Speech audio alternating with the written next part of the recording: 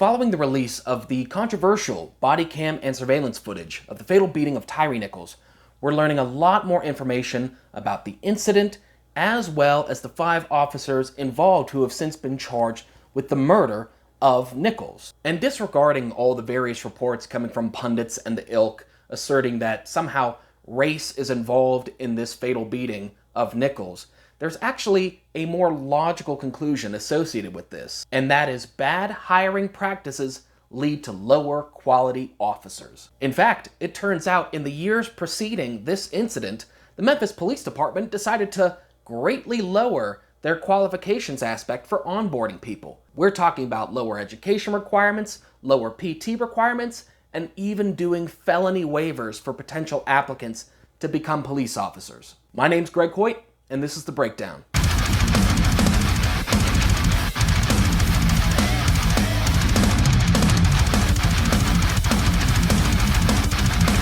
Now, we've got an interesting story that relates to the killing of Tyre Nichols, and I'm pretty sure that is a matter most of my viewers are familiar with.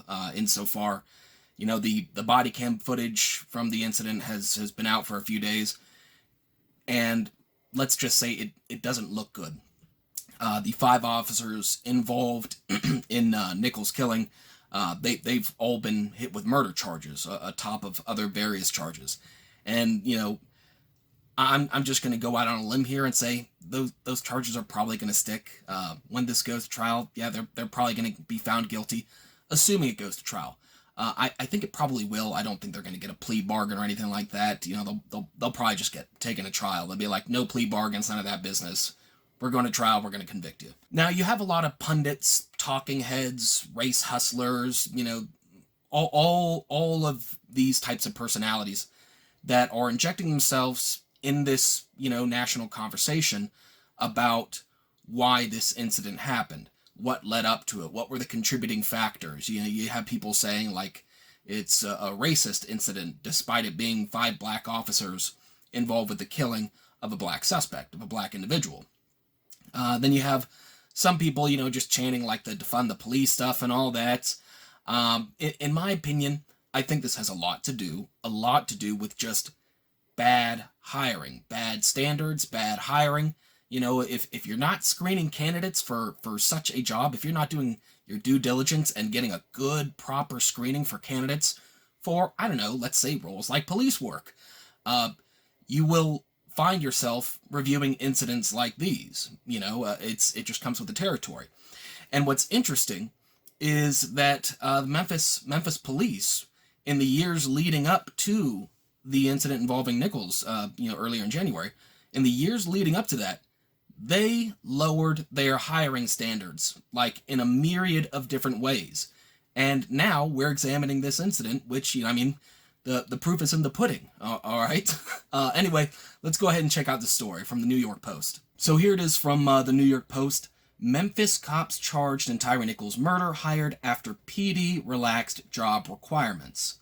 At least 2 out of the 5 Memphis police officers charged with murder in the fatal beatdown of Tyre Nichols joined the force after the department relaxed its hiring requirements.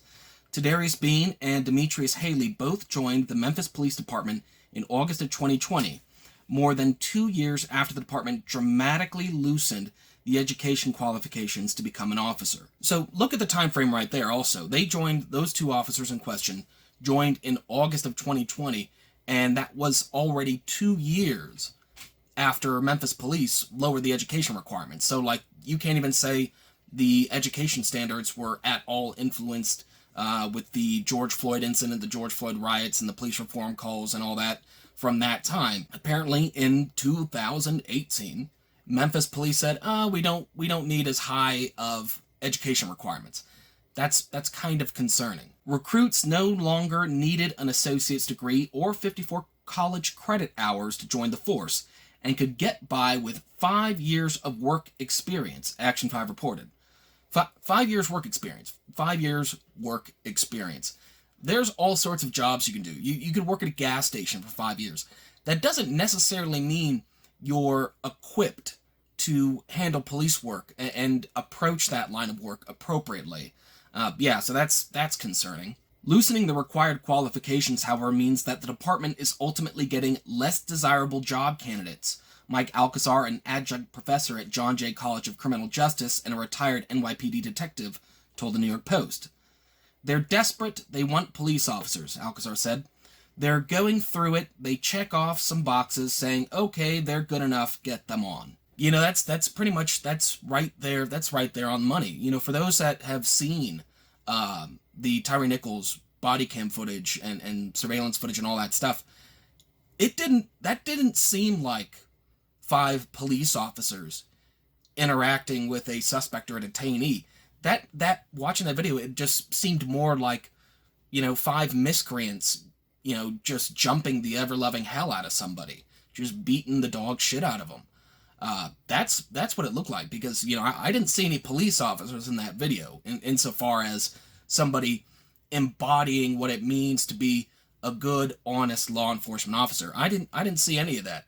I saw a group of miscreants just beating the shit out of that poor man. The department showed signs of struggle with recruiting new police officers, offering $15,000 signing bonuses in 2021 and 2022.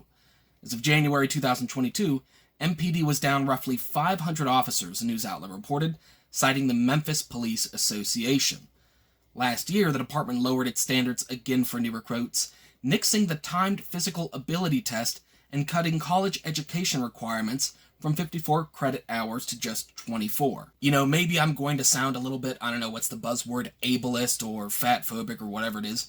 You have to have a certain degree of physical fitness to be involved in police work. Like if you're working a beat, if you're on the street, you have to have some level of physical fitness, because, not every suspect is going to go quietly. You might have to get into physical confrontations, subdue people, so on and so forth. You have to be able to overpower somebody, so that way it decreases the likelihood of always having to go for the gun or something like that. There has to be a level of physical fitness. You can't decrease those standards. You just can't, because you're going to wind up with more catastrophic altercations, like what played out with Tyre Nichols. The department also revealed that it was even offering waivers for people who have been convicted on felony charges. You're going to run into problems. You're going to run into problems when you're offering felony waivers to be a police officer. You're going to run into some issues. And I guess ultimately it would also pertain to what the felonies are. Yeah, I probably wouldn't be too concerned if, there was some cop that had like a bad check writing conviction, when they were 18, 19 years old, and they did their time, they did their probation or whatever, they want to be a cop. Yeah, I'm probably not going to be too worried about that, because, that's kind of like a low-level felony, non-violent felony. But, like, if they have felony waivers for, like, people doing serious violent crime or something like that, like, that's kind of concerning. That's a little bit concerning. And speaking of concerning things, in terms of this, once again, this goes back to the screening process, the hiring process. Make sure you're bringing on the best of the best, and they don't have any questionable aspects about their background that might affect their level of performance and the integrity of their performance in police work. We have another concerning article from the New York Post. Memphis cop Demetrius Haley, who was charged in Tyre Nichols' death, previously beat up inmate, ex-prisoner alleges. One of the 5 former Memphis police officers accused of murdering Tyre Nichols allegedly beat up an inmate nearly 8 years ago, part of a troubling series of events and behavior tied to the cops, and even their boss. That could have been me, ex-inmate Cordelius Sledge told the Post on Saturday. I could be dead. Sledge, 34, alleged in a 2016 lawsuit that ex-Memphis cop Demetrius Haley, 30, who had then worked as a correctional officer, took part in a May 16, 2015 beatdown inside the Shelby County Division of Corrections. So this isn't just like, a post-incident frivolous accusation. There was actually a paper trail. There was a lawsuit filed against Haley. Alleging that as a correctional officer, he grievously assaulted an inmate. That should be something that comes up in the hiring process.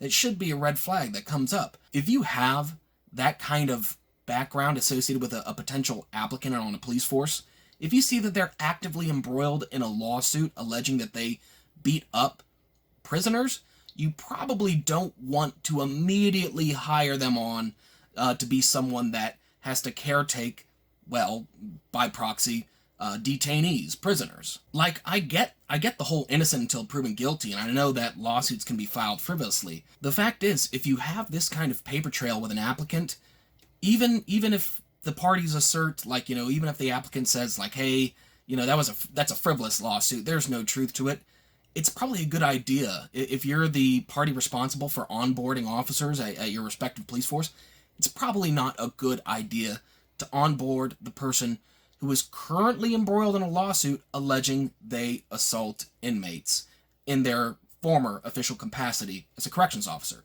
It's just, avoid liability, avoid the potential egg on your face, and just say, hey, let's wait until the lawsuit wraps up before we bring you on here. So according to this 2016 lawsuit, Haley and another correctional officer punched an individual in the face during a search for a cell phone in one of the cells, and court records say that a third guard slammed the victim in the suit in the face, slammed his face in the sink. According to the victim in the suit, I had some contraband on me, and I was trying to flush it down the toilet, but they didn't follow protocol. Sledge says he got an apology from the prison warden, but nothing from Haley, who joined the Memphis Police Department in August of 2020. He got a promotion from corrections officer to police officer, Sledge said. I don't believe my damn eyes. Haley denied in court papers that he assaulted Sledge. The lawsuit was dismissed after Sledge failed to provide the court with requested information. Again, going back to my original point, what this boils down to, I honestly don't believe that the killing of Tyre Nichols is a racial thing, and it's obvious. We have 5 black officers and a black victim who was killed. All right, so I don't think it was something racially motivated. Now, I do believe that there are a lot of unanswered questions because that was a severe beating. There's a lot of ambiguity as to what genuinely led up to the original stop, and there's also questions about why were these officers so brutal toward this individual. I've got questions about that because I'm wondering whether or not there's like some background between maybe these officers and the decedent in the case. I don't know. But once again, we're going to find out eventually. But what this really boils down to is just bad hiring practices.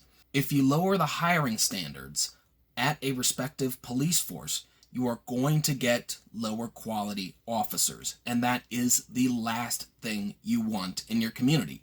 You don't want low quality police officers patrolling your community. Because as evidenced with what happened in Memphis, you get incidents like that. If you want to see real police reform the hiring practices. Anyways, guys, that's pretty much the long and short of it. That was the breakdown. Peace.